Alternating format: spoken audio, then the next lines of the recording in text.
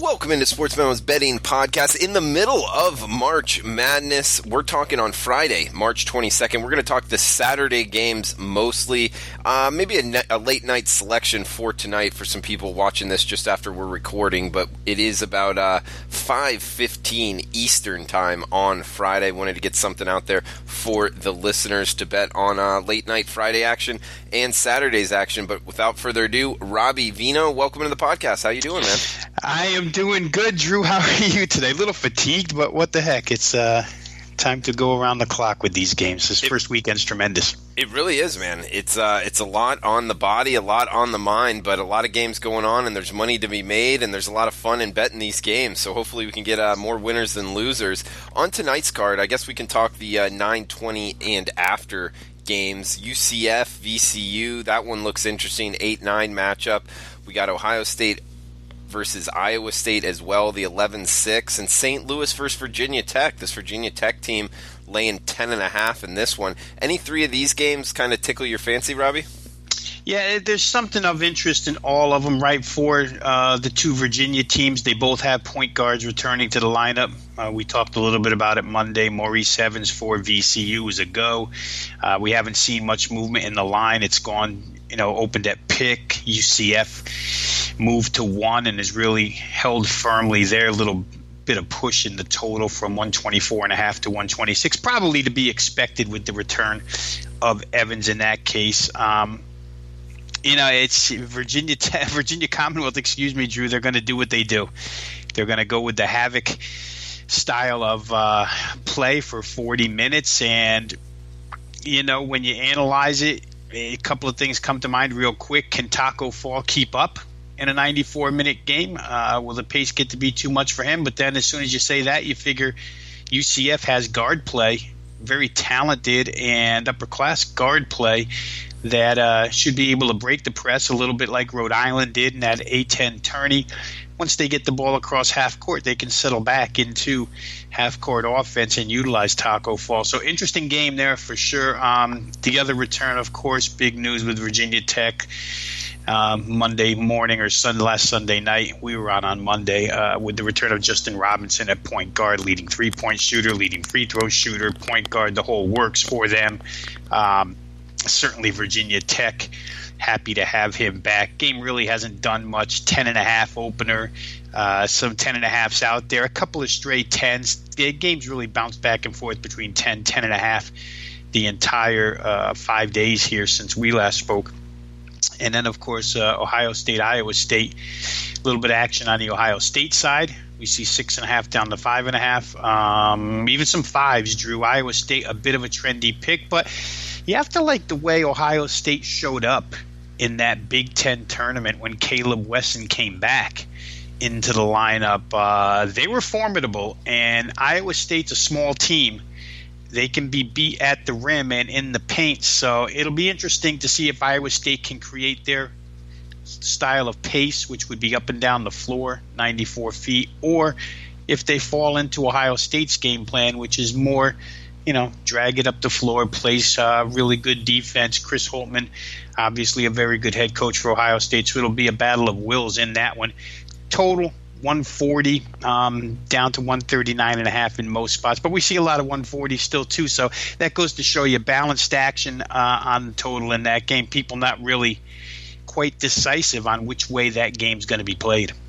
Yeah, Robbie, I mean, it's a great night for betting basketball, Friday night. I know a lot of people out there listening probably just going to be ready to just watch the games and bet them, so thank you for breaking those down. And we got a Saturday slate here, the round of 32, with a bunch of good action, man. A lot of intriguing matchups. Do want to say a coupon code here for the podcast. MAKEMONEY is the coupon code. That's MAKEMONEY. Make money for Robbie Veno or myself, Drew Martin's 3-day all access. Get you through the weekend here for just $29. This is, I believe, the cheapest coupon that we've done on the podcast. Make Money is the coupon code, and it is a $29 for 3-day all access. That's $40 off the retail price. So just $29 for the next 3 days of all access service for Robbie Veno or myself, Drew Martin. That coupon code is MAKEMONEY at checkout. Robbie, let's talk a couple games on Saturday. Maryland LSU. We got the Big Ten versus the SEC, a 6 versus a 3 matchup here. 12-10. This is the top of the card matchup, the first game off the slate in the round of 32. Total of 145. We're seeing the Bayou Bengals here for LSU minus 2.5. There are a couple minus 2s out there, so it's either 2 or 2.5 for LSU. 145 being the total. Robbie, how you looking to bet it? Yeah, my power rating showed LSU 1.5, so that was in line with the opener. Obviously, as you said, Drew, money has carried this game to where it is now. I think a couple of things here. LSU gets by. They escape Yale. They don't cover, but they escape Yale. And the same for Maryland. Maryland's trailing Belmont by 6 with 6 minutes left. And, in those final 6 minutes, there were 3 plays. For anyone who watched that game, you'll remember a game where Maryland, off a miss, kind of almost punched the ball back up in the air and it went through the hoop for 2. And then a play where their big guy in the paint was trying to dribble backwards, fell over on his back, but somehow made a pass for a 3 that went down. There were some things there. Belmont missed 3 or 4 free throws during that stretch, and Belmont kind of collapsed. So both of these teams happy to escape and to get here. I think, the LSU size matches up real good with Bruno Fernando in this game, so I don't know that he can be anywhere near as dominant or as physical as he was yesterday versus Belmont. Maryland likely needs to shoot the ball a little bit better than they did when you get a look at the numbers. And the same for LSU. Drew, there was some trouble for some teams yesterday as far as shooting the basketball is concerned, but Maryland 6 of 22 from 3, LSU 4 of 17 from 3. And remember, LSU gets the win in that game. How about Yale missed 21 of 22 3-point attempts during a stretch in that game? Yale only 8 of 37 from 3 for 21.6%. So, both of these teams real happy to get out with their lives. I think LSU matches up real well here, though. Like I said, one of the main assets for Maryland is not only the defense that they play, which Belmont kind of shredded up yesterday, but also the size of Fernando, which is matched. In the point guard matchup, Anthony Cowan, certainly. I'd almost lean Tremont Waters in that matchup as well. Javonte Smart, we've talked about the ability of him to play during the whole investigation. So I think LSU does have some matchup advantages, probably why this game bumped up now to LSU minus 2.5. Inside that venue, real quick, we didn't see any trends yesterday, Drew, as far as favorites and dogs or overs and unders in Jacksonville. In that subset, in that regional yesterday, had the totals go 2-2, and we had the favorites and underdogs go 2-2. Wow, Robbie. Okay, so do you have all of the venue stats throughout round 1 to this point? I do. Interesting. Should we go over that like now or just as we're talking the games? Well, I can give you the key ones as far as ATS numbers are concerned. In the Hartford region, which is the region where St. Mary's Villanova, Old Dominion Purdue, Murray State Marquette, and Vermont Florida State, those 4 games were played in Hartford yesterday, but the totals were under in that region, 3-1.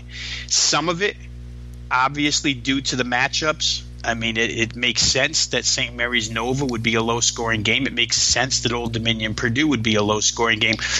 There were some lousy shooting percentages at that venue, but they were 3-1 to the under. And also the other venue which really showed up totals-wise was Des Moines, where the overs were 3-1. And again, we had some disparities there because Minnesota is not normally a team that knocks down 11 threes to get the game to 162 points, but they did yesterday. Louisville also shot it pretty well. That could be a sign, Drew, when teams that don't necessarily shoot it well come to a venue and do shoot it well, it could be a sign that the arena itself, the sight lines and everything are good. So maybe something to look forward to in Des Moines tomorrow. Those two games where the totals were 3-1 and really some pretty high scoring games. Yeah, okay, so interesting. Hartford 3-1 towards the under, and I believe you said Florida State was one of those teams, and Florida State went over the total, right, Robbie? They were the one against Vermont. Yeah, hold on one sec, Drew, and I'll get that for you, because I think maybe late that number closed, because it goes against the closing line, of course, is what I have here. But FSU yesterday against Vermont winds up, they're the game that went over the total. St. Mary's Nova under, Old Dominion Purdue under, Marquette Murray State under, and then Florida State over. Might be something there. No, thanks for that, Robbie. That stuff is really important, especially like on neutral courts as far as the over-unders go. I'm really interested in that. Let's talk another game here. We got Florida, Michigan, 122 to 123 being the total. Some opinion here on this total. -6.5 across the board. That's Michigan, the 2 seed, laying against the Florida Gators, the 10 seed that escaped Nevada. They looked like the stronger team for a large portion of the game, and then Nevada came storming back, man, and Florida didn't look like they belonged on the same court, but they held on. They did win. They were the tougher team. I'll give Florida that. It seemed like Nevada was the more talented team, Robbie, the more high-ceiling players. But Florida had some tough guys under the basket. They were pushing them around a little bit, especially in the beginning of the game. This will be an interesting game to see if Florida can hang with a number 2 seed Michigan team. Yeah, and a team in Michigan, Drew, that's playing tremendous defense right now. Not that Florida is not. Both of these teams, that's their calling card. Florida, you talked about the game yesterday with Nevada, and they hold Nevada to 34.5% from the floor, 21% from 3. So they did their job. Nevada did some damage at the free throw line, making 18 free throws, but Florida returned the favor, 17 for them, and they shot a better percentage. So, that's the kind of game you'd expect. It's the kind of game both teams want to win. I just feel like Michigan has a better front line at this point in time than do the Florida Gators. Florida's so reliant upon the backcourt, and where Michigan can feed the ball down low and, legitimately expect to score down there. So right now, John Beilein's kind of a guy that, in my estimation, you don't really want to play against at tournament time. One of the better coaches, X's and O's wise, in the game. And the way Michigan closed the season, boy, if you just subtract, and Michigan State's been a thorn in their side all season long, no doubt about it. But in that Big Ten championship game, it looked like Michigan State had it. It looked like Michigan had it. Michigan State took it away. It's the same thing that happened to Michigan in the regular season second meeting with the Spartans. They had that game, got it taken away. They've played excellent defense down the stretch, and I just feel like they probably have a few more scoring options than does Florida. Last night against Montana, kind of a mismatch from start to finish. The Wolverines out quickly, win that game rather easily, dominate in a lot of areas, including the free throw line. So, the total is there at 120 for a reason, Drew. It's going to be hard for these teams to make it to 60. But as I said earlier, I think that when you're dealing with a game in this point spread range, I'd prefer to have the team that has multiple scores or at least a couple more scoring options. And to me, that team is Michigan. And Robbie, as we're talking right now, the Big Ten is 6-0 in the tournament. How much are you factoring that into each Big Ten team's games going forward, just singled out to that team? I mean, generally speaking, Drew, I don't factor conference records into anything, but there might be something to it this year because on the reverse end of that, in tracking the Big East was the only conference that got every single one of their entrants into a tournament. All 10 of those teams are in or got in. Now they're almost all out. The Big East was horrific, has been horrific all the way through, beaten by big margins. Even if it's not the NCAA tournament, it's the other tournaments. For instance, you have a game the other night where Nebraska, with only 5.5 scholarship players on the floor, is able to defeat a Big East entrant. We'll see what Creighton can do tonight. But I bring that up only because it has swayed me, or it did sway me a little bit into making a couple of plays against Big East teams, number one being Seton Hall last night. So I think that maybe this year there could be a little something to it. The Big Ten has shown outstanding strength across the board. Minnesota takes out Louisville. Iowa wins today. Teams that really didn't attract money, Drew, and I think that's where you find it to be the most important, because Iowa was bet against. A lot of money came in on Cincinnati earlier, but Iowa wins that game. Money was towards Louisville early, then a little take back towards Minnesota late. I think that game closed 5.5, depending where you got it. So these were not teams people were looking to bet for the most part, and they did the job. It shows a real top-to-bottom strength of the Big Ten. We'll see what Wisconsin does with Oregon this afternoon. That game in play right now, but overall they've done well. I don't use it, though, back to your original question, as a motivating factor for the most part in something that I'll bet. The Big East I did fade last night, though. I think they've just been horrible. Yeah, they absolutely have. You're right. And guys, the coupon code MAKEMONEY, MAKEMONEY, Make Money at checkout will give you 3-day all-access pass with Robbie Veno for just $29. That's $40 off the retail price at sportsmemo.com. That coupon code is MAKEMONEY for 3-day all-access with Robbie Veno or myself, Drew Martin, for just $29, $40 off the retail price. Let's talk a couple more games here. We got Murray State versus Florida State. The 12-5 did go down with Murray State beating Marquette and getting into the round of 32. Now they face an ACC opponent in Florida State. We know Florida State, I believe they are a top 10 team in the country in terms of length and height. They do play good defense, so this is going to be an interesting handicap with next level talent for Murray State against this Florida State defense. 144.5 the total, -5. That's the Knowles lane in this one, Robbie. Yeah, and that's where my power ratings came out on this game, Drew. Florida State -5 on the neutral floor. Again, this game being played in Hartford. I think you have opposite ends of the spectrum here, Drew. And generally speaking, I look for things to come back to the mean. And when you look at the games yesterday, Murray State could not have played any better.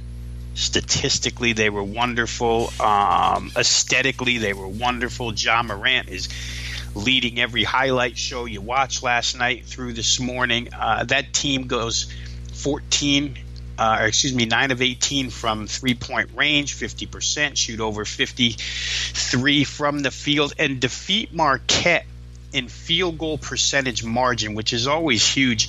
They defeat Marquette by 17.1% in that particular category yesterday. Did everything right. Florida State basically did nothing right until the last, let's say, 7 minutes of that game, where they finally started to assert themselves. Vermont would not go away. Knocked down 16 threes. Not so sure that Murray State's going to walk in and knock down 16 threes again, but I'm also not so sure that FSU is going to shoot 38% from the floor and only 25% from three. The saving grace in that game, Drew, was that the size of Florida State and the depth of Florida State was so much, and you referred to their size earlier, that they go to the free throw line 37 times. And I know a lot of it, not a lot of it, but a portion of it is due to the fact that Vermont fouled late, right? But they go to the free throw line 37 times, and Vermont goes 13. That's plus 24 attempts on the free throw line. It turned into plus 24 on the scoreboard, kind of covered up for the 13 less threes that they made than Vermont. I think Florida State will shoot it better here. I think this team, Murray State, is more to the style that FSU wants to play. Vermont kind of put a cramp in their style yesterday with their preferred way to play the game. And you talked about Florida State being, extremely long. The depth is an issue too, and a lot of guys we've heard already talk about how Florida State will likely run a whole bunch of bodies at Ja Morant. Florida State's one of the few teams that's capable. They go about 10 deep in the rotation, where Leonard Hamilton doesn't have to worry about anybody he has on the floor.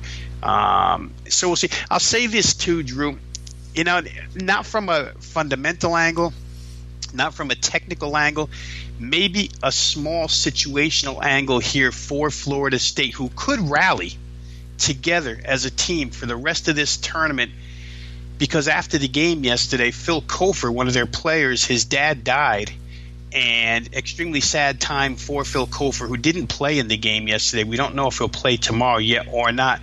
But, basketball teams are like a brotherhood. When something like that happens, it brings everybody together. It could be a small situational factor throughout the rest of this tournament. We know that college teams really, not that you need any more motivation at this time of year, but they really like to have something extra to play for. And for Phil Kofer, that might be it for Florida State tomorrow. We'll see. Certainly Murray State has a bullseye on their back now. They're not coming in under the radar for the rest of this tournament. Robbie, let's move down the line here, try to get one more game in. The late night action, 9:40 Eastern tip, Auburn versus Kansas. We got War Eagle laying 2, 147.5 the total. Yeah, were you hanging on by a thread yesterday, Drew? Oh, man, I'll tell you, that New Mexico State team, they were good, man. I didn't think that they'd be that athletic and that good compared to Auburn. I almost think that, they had almost more athletes than Auburn did, and they played very well. Auburn almost gave it to them, too, at the end there. But, I was holding on by a thread, and it's always nice to have your team advance to the round of 32, and it'd even be nicer to have them go to the Sweet 16. But they're up against it here with a good Big 12 team, Robbie. And for the most part, Auburn played good yesterday. They really did. It wasn't until the end when some of those, the fouls, especially the foul that Harper took to get himself fouled out at the end of the game. Bruce Pearl was going absolutely ballistic on the bench with the stuff that he was watching his team do. He's fun to watch, Robbie, on the sideline. He is animated, that's for sure. But it just goes to show you, Drew, you can only coach so much. And then the kids have to execute, and Auburn looked as if they had never seen a press in their lives. And it's kind of strange considering the amount of ball handlers that they have. That's an asset for this team. They'd better be ready tomorrow because Bill Self and his rundown team, they've lost guys to injury and personal issues throughout the season, and they're not dealing with a full deck. But, boy, they looked good yesterday against Northeastern. Blew them out from start to finish. I'll give you a couple of quick stats here from yesterday's games. If these hold true, if this one holds true, Auburn could be in trouble. KU out-rebounds Northeastern 45-27 yesterday, plus 18 on the boards for the Jayhawks. Auburn got out-rebounded, which is not necessarily a strange thing, but they got out-rebounded big by New Mexico State, 39-24. I don't think those numbers will hold up in this contest because I don't think Kansas brings the same amount of size that New Mexico State brought to the table yesterday, but it is something to watch out for. The total opened 147.5. Tells you all you need to know that both of these teams want to get up and down. Bill Self has gone to that style for the better part of half a season now, due to necessity. Guard-oriented game, Drew. We'll see how it turns out. The big guy in the middle for Auburn, Wiley, will have his hands full with KU, and they're attacking the rim style. But I tell you what, boy, Auburn just scores in bunches. They have shot threes really, really well now for the better part of the last 5 games, and they stuck, I think it was 12 more yesterday. Boy, they hit them like that. It's going to be a pretty fun game to watch up and down. I think Auburn's the better team because they have more players right now than Kansas does. But, boy, Bill Self had them ready. So Bruce Pearl, has to have his bunch ready to go here. Like I say, Self did an excellent job coaching yesterday. Northeastern's a veteran team and a good team, and a team that people thought could actually have a shot at Kansas yesterday. Just look at the money that came in on Northeastern, and they were never really in that contest. So kudos to Kansas yesterday. And with only a day to prepare, Drew, some of these matchups tomorrow become a little bit difficult for teams. I don't know that this is one of them because both of these teams play the exact same way. They face that style in practice. So I think this is one matchup where only having one day off to get ready and prep for a team probably doesn't bother either side. Yeah, and that Auburn-New Mexico State game was a game you won on the over of 143.5. Check out Rob Veno's plays at sportsmemo.com. He's got a bunch up. He's coming in with a bunch on tomorrow's card as well. He's got his 5% college basketball NCAA tournament blue chip up right now for late night action on Friday. He'll also have top plays up for Saturday as well. That's at sportsmemo.com. And you can use the coupon code MAKEMONEY at checkout for his 3-day all-access pass for just $29. Robbie, anything else you want to get off your chest before we head into this round two?